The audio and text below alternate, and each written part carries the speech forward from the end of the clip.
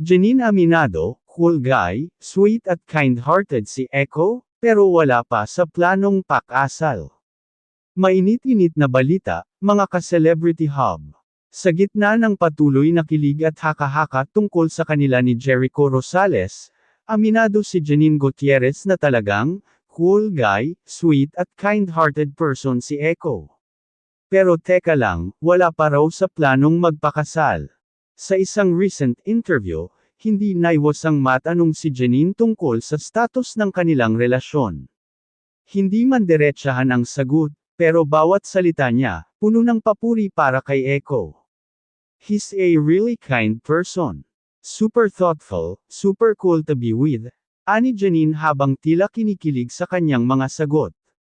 Pero nang tanungin kung may wedding bells na ba sa hinaharap, nagpakatoto ang aktres at sinabing wala pa sa plano ang pagpapakasal.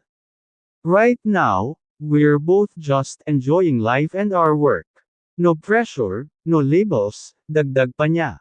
Marami ang sa honest at chill na sagot ni Janine.